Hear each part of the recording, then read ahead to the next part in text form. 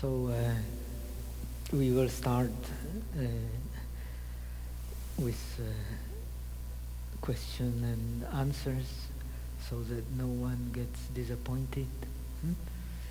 And we may not be able to go through all of them, but we try our best so that we have to be very brief and fast. Hmm?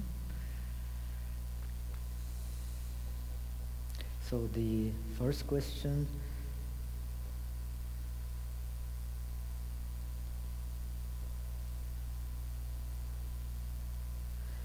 are meditate on STH. What is STH? I don't know. I am not so familiar with these abbreviations. What is STH? Whoever wrote STH?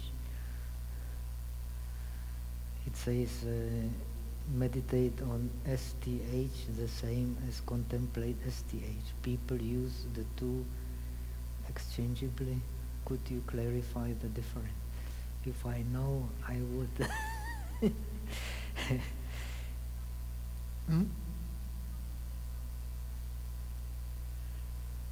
Contemplate something and meditate something. Now we are using English. That is a problem.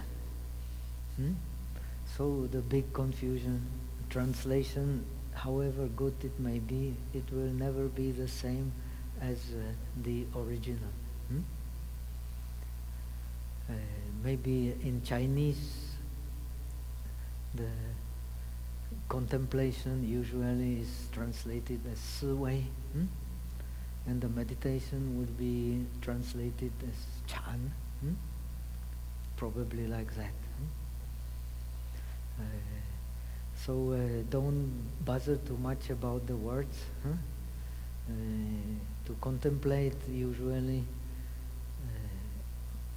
implies using concepts, words, and to meditate you don't need necessarily to use the concept, the words. You go beyond words.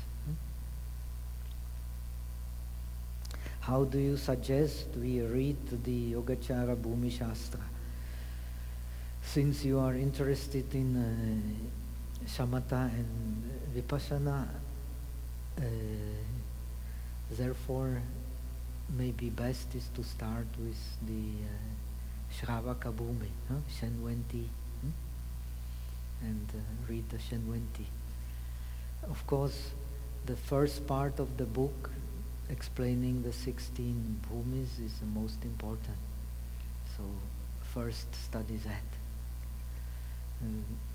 When you study more, and it's worthwhile to read the book many, many times. I myself have studied 3 times, going through the whole book. You always find slowly the connections. In the beginning, it is not clear what is the connection between the second part and the first part, but then slowly you will see actually there is connection. Then you start contemplating how to connect the first part of the book with the second part of the book. This explanation of the bhumis with the explanation, with the summary, which comes next, with the Sandhi Nirmochana Sutra, which comes next, and so on. So it becomes more and more interesting. Mostly people study with the help of Miao Qin Lao's explanation, but he does not mention much about meditation. He analyzes more the concepts. So if you want to understand better the meditation part, it's very rewarding to read some commentaries. And there you will find much more information. Then connected with the Abhidharma Samuchaya by Asanga, with 100 treatise on the 100 dharmas, by far. Then the Xianzang's Chen Wei Shalun. People start studying Weisha by reading Chen Wei Shalun, becomes very, very confused because so many different views.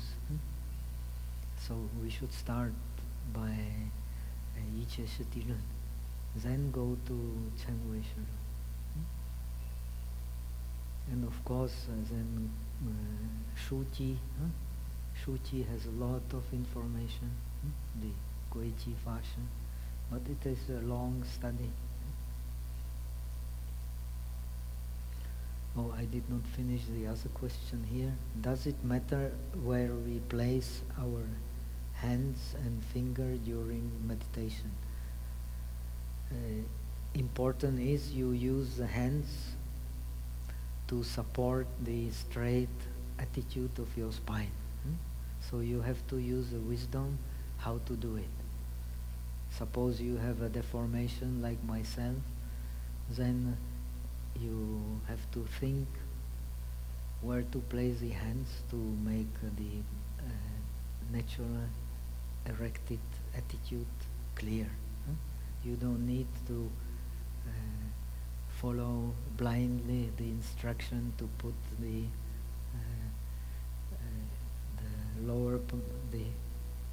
left right palm on the left palm and the right finger on the left finger and so on. You use your intelligence how to support your spine. Later you can study yoga. It's very fascinating. Actually, each and every finger represents the element, and you can see how to combine the fingers so as to bring the harmony of the elements into your posture.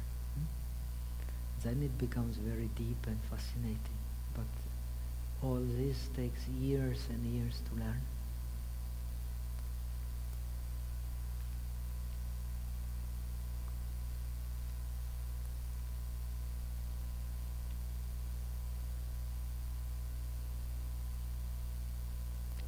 During a sitting, if we try all we want and still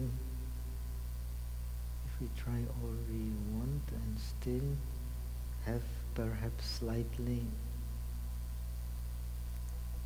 unhealthy breathing, what should we do?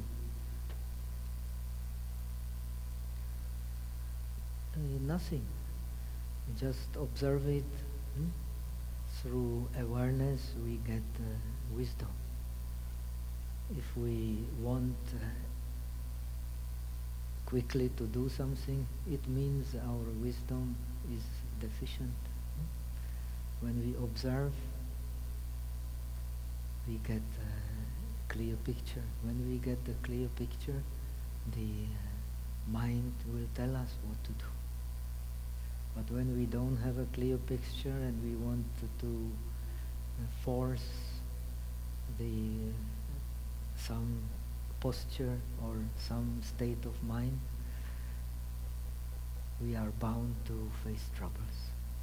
So the meditation starts by mindfulness. We have learned all this. How do you suggest we read the Yogacara Bhumi Shastra? Well, we have already.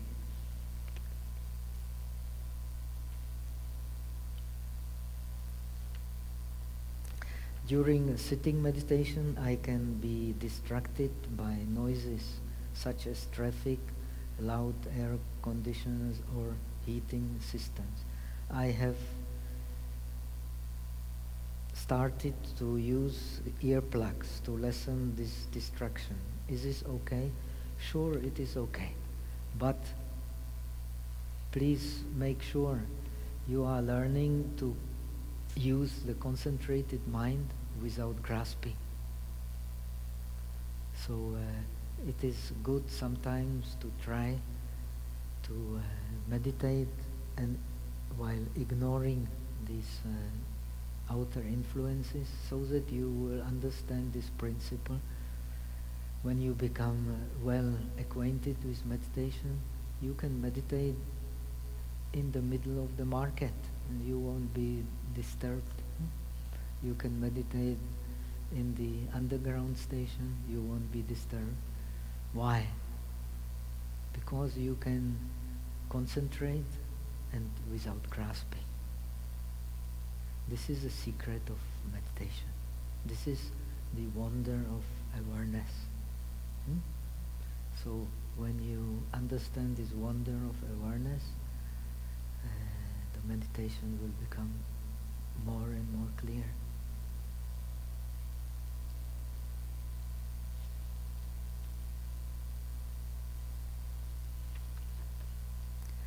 During Qigong, where does the tongue stay? The tongue stay, we have mentioned in the morning, behind the front teeth. There is a place here called middle of the body. The tongue should be behind that. Then you connect the Ren and Tun meridian, and you breathe from the Tantien to the Mingmen. This is then the correct breathing in Qigong. And the breath naturally becomes very subtle. In the middle of the upper palate or behind the upper teeth. But depends on the structure. Learning yoga, learning Qigong is also using awareness to learn the body. If you have some deficiency, and most of us have irregular jaws, then you have to use intelligence where to place the tongue so as to help yourself. Later, when you are more familiar with Qigong, you can use these acupuncture points to change the shape of your face. Everything is possible. You visualize how it should be and concentrate on these places that change the structure. And you can change. The face can change, everything can change, but not from today to tomorrow. Do the feet stay in a monkey grip for the entire exercises? Of course, it's not possible because you change the posture, but you pay attention to this, then it will help.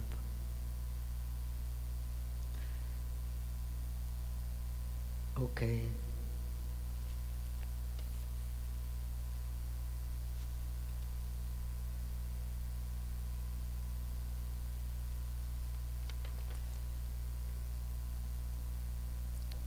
Here is what I experienced this morning. Started from my fingers to my hand, arms, body, even to my skull. I felt expansion, then felt all those parts non-existed. It only happened to my left side body. All kinds of funny things happen in meditation. This is attention. You pay attention is the rudder of the mind in Buddhism. Where you pay attention, there the object becomes clear. If you don't pay attention, you don't clearly distinguish the prominent marks of the object. So, because you pay attention there, then these things will be more clear there. This is very natural. So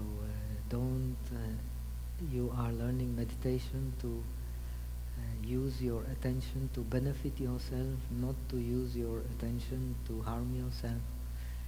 Use attention to harm oneself is to blindly follow the sensations. That's why one has to bring wisdom to the attention. We have explained attention means making object in the mind. When one makes the object in the mind with wisdom and concentration, one can master meditation. If one makes the object in the mind according to what one feels in the body, one will be only dominated by one's previous sensations and follows them blindly.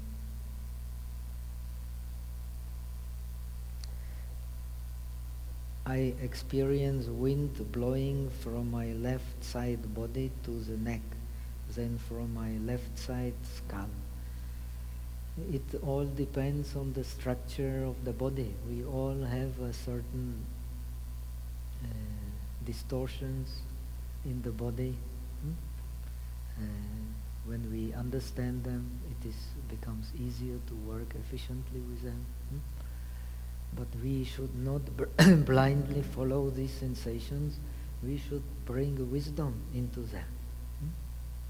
If you blindly follow these sensations, you never know what will, where this attention will bring you. So you control your attention by wisdom and concentration.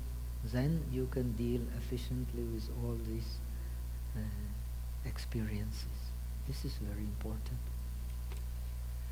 Actually, Yogacara Bhumi Shastra explained the whole process of meditation by explaining 32 kinds of attention, 40 kinds of attention, 32 kinds of signs to be understood through attention.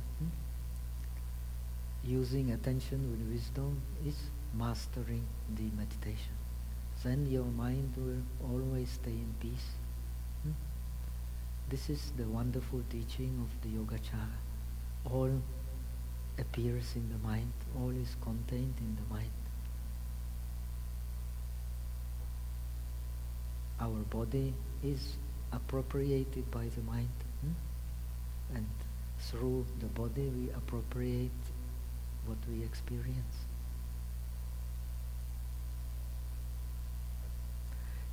Thank you.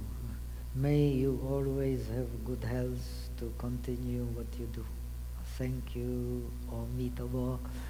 Let us all meet in the Pure Land.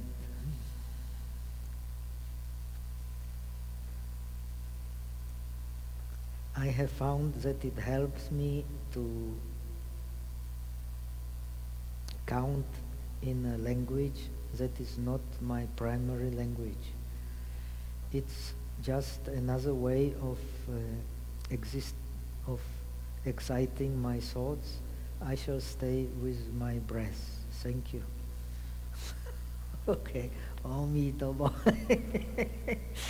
May we all meet in the Pure Land. We have to experience learning meditation is to experiment, develop awareness. Because we are deficient in awareness, therefore we stay in a polluted mind. We are already staying in the polluted world, but we don't need necessarily to stay in the polluted mind. That's why we learn meditation. So we have to be very mindful to make awareness the natural part of ourselves. That will bring us to peace.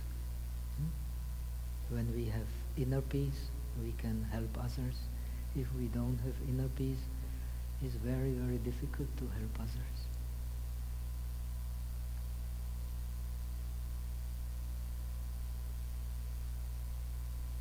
Without working on the interim breath and simply using the in-breath and out-breath, will one be able to achieve the goal of combining shamatha and vipassana from the very beginning? Of course, we have learned that a real combination of shamatha and vipassana can happen according to Yogacara Bhumi Shastra. Please make it also your experience. When you have clarity, pliancy, sometimes translated, or clarity, and I like to translate it as clarity and clarity and relaxation. But it implies many, many factors. In Theravada Buddhism, the peculiarity of Theravada Buddhism, it connects this pliancy with other 5 mental factors, such as smoothness, straightness, the pliancy, the expertise in what one does, and so on. All this is this clarity and relaxation, lightness. One feels light.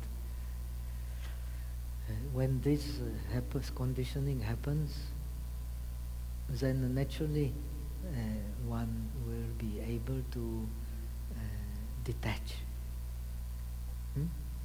from sensation. That is, we have explained the equanimity in regard to formations. When we have equanimity in regard to formations, and they come with this pliancy, then we can join the shamatha and vipassana effectively. Otherwise, as Yogacara Bhumi Shastra teaches, we are, so to say, adopting to shamatha, adopting to vipassana. And we are adopting to shamatha when we do not let the mind think by differentiating the object, searching for the object, using the effort, will, to go away from this thinking tendency of the mind. Then it is explained in Yogacara Bhumi Shastra, the shamatha will be perfected. The purpose of shamatha is to get you rid of the excited mind. When you have shamatha, no more excited mind. But the perfection of shamatha is explained as having no excitement and also no more tendency of thinking mind. Because the shamatha is a deep mind connected with deep mind, has always some slight tendency to think. That's why when you are in deep meditation, all kinds of visions may appear, all kinds of images may appear. From where? From the base of consciousness. The deep mind is close to the base of consciousness. When it falls to the base of consciousness, then you will not be, the meditation object will not be clear at all. But this tendency is there. Then the vipassana, purpose of vipassana is, the opposite of vipassana is the thinking mind. When you vipassana means investigation. And when you investigate, it is the opposite of the thinking mind. But the shamatha will be perfected when you have no more thinking mind, but also no more excited mind. Because when you change the object, you easily get involved with this deep-rooted tendency of excitement.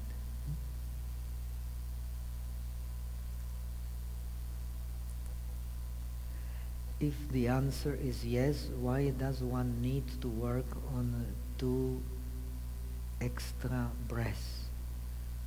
Well, we have learned all that, we don't need to go to it again. If you want to learn more in detail, if you want to use the yoga knowledge and so on of the pranic body, then it is advantageous to pay attention to the interim breath. If you don't want, you just want to use shamatha for vipassana, then you don't need it, for sure.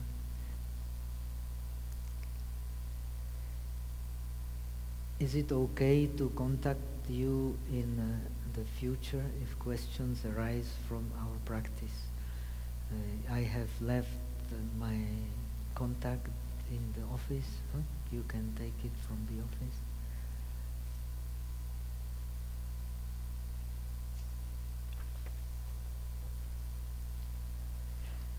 I asked you an earlier question about what to do with unhealthy breathing, even with lots of trials. I think I found an answer. That is to switch to pay attention to the whole body, then switch back to the breath.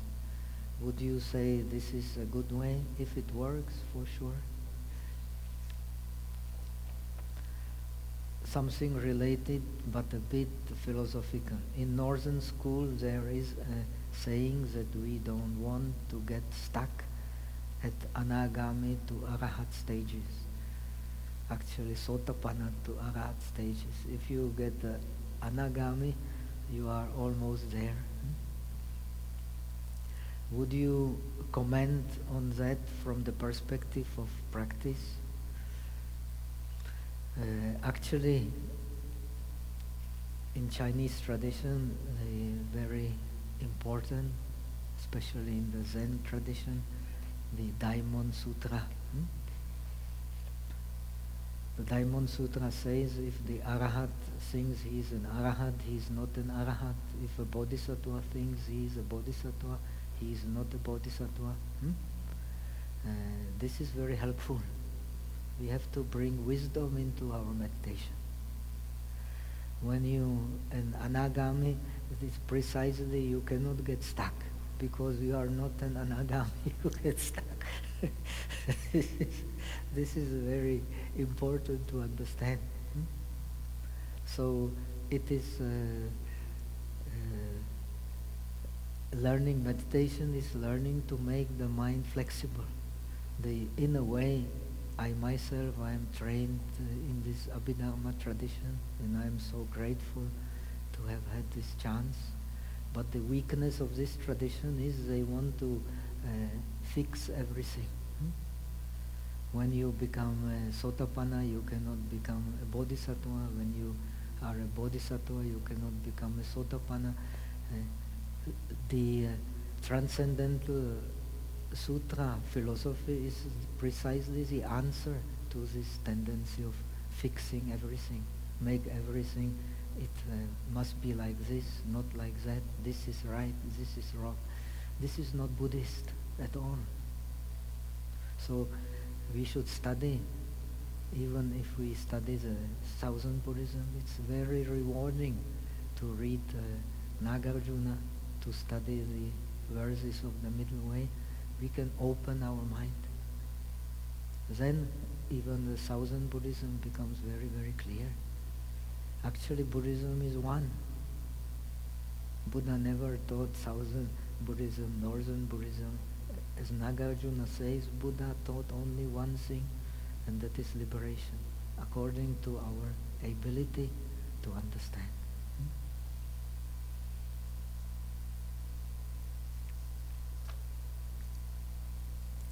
Dear Bhante, can I come to study with you? If so, where do I go?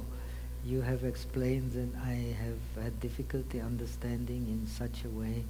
I am most grateful and okay.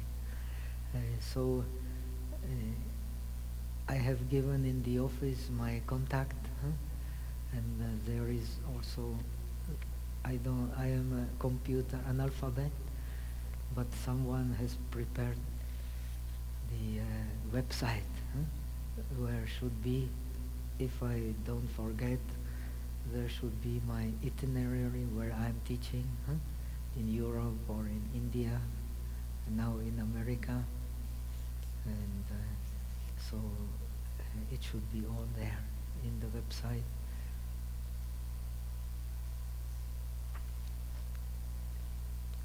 You spoke about mind being impermanent. What about the permanent, pure mind being spoken of by the Northern school? This is only skillful means. Actually, the Zen tradition is very, very skillful in teaching that. The real mind is no mind, and the no mind is the real mind. many, many stories in Zen to explain that. Remember the tradition of meditation, wisdom meditation was passed from Dhammo to Hui Ke. How was it passed? By searching the mind and cannot finding it. If you decide the real mind is permanent, you are in trouble. If you decide real mind is no mind, you also in trouble. So don't decide anything, just be aware. This is the approach of the early Buddhism.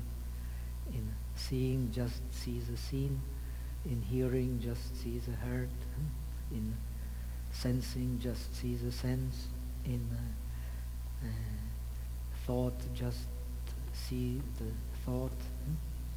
If you work like that, Buddha explains in the Agamas themselves, this is the fastest way to realization.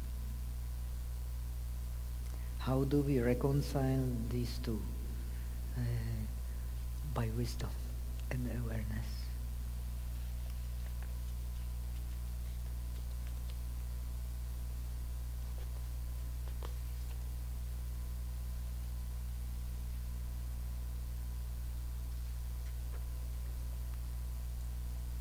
You mentioned that using the interim breath to get to subtle breath, samadhi, is easier to get to.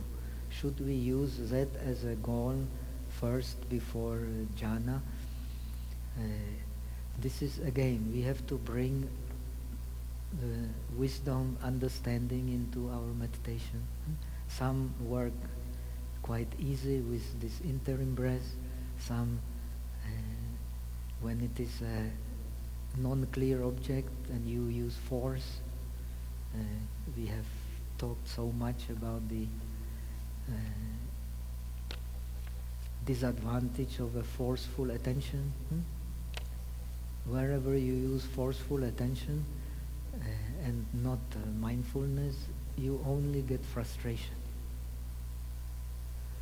So some of us, maybe they have trained in yoga, they have trained in this experience of the pranic body. For them it may be easy. For some it may be very, very difficult to take the sign of this object. They will use the forceful attention. The result will be only frustration. Thank you for the privilege of your time with us and for sharing your teaching. May you continue to be in excellent health. Om Tobo. So let us all meet in the Pure Land, and we have covered the questions, and now we can do a short meditation maybe. And after short meditation, the sharing of merit, which was supposed to take 2 hours.